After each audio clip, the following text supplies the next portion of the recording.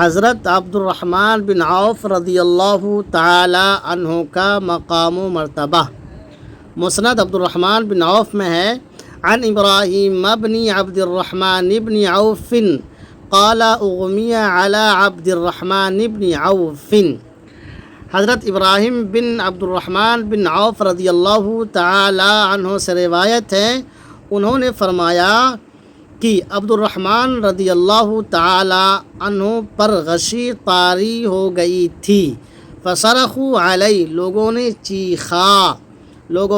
چیخا، فلما افاقا، جب ان کو ہوش آ گیا، افاقہ ہوا، قال، فرمایا، اغمی علیہ، کیا مجھ پر غشی طاری ہو گئی تھی؟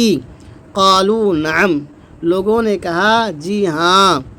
قال انہ اتانی رجلان او ملکان فیہما فظاظۃ وغلظۃ، انہوں نے فرمایا کہ میرے پاس دو آدمی یا دو فرشتے آئے ہوئے تھے، ان میں سے ایک سخت دل اور دوسرا بد مزاج تھا۔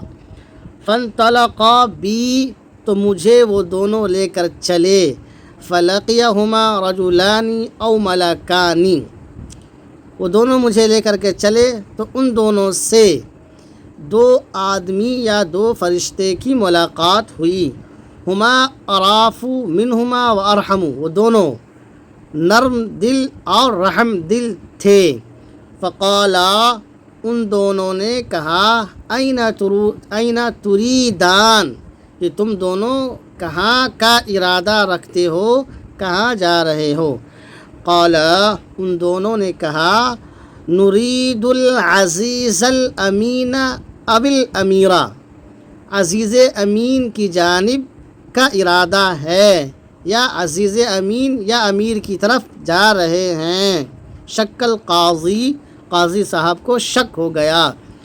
قال، شک مطلب عزیز امین کہا یا امیر کا لفظ استعمال کیا، اس کے بارے میں فرمایا شک القاضی، کہ قاضی کو شک ہوا۔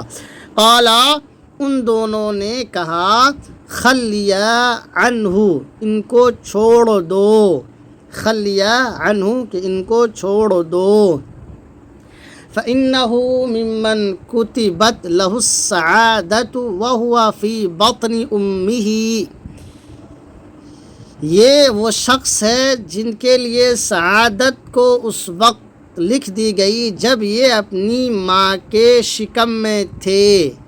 سعادت ان کے لیے اس وقت مقدر کر دی گئی جب کہ یہ اپنی ماں کے پیٹ میں تھے۔ یہ مقام و مرتبہ ہے عبد الرحمن بن عوف رضی اللہ تعالی عنہ کا۔ اللہ تبارک و تعالی ان کے درجات کو بلند فرمائیں، اور مزید اس طرح کے ویڈیو دیکھنے کے لیے آپ چینل کو سبسکرائب کر لیجئے، فیس بک کو فالو کر لیجئے۔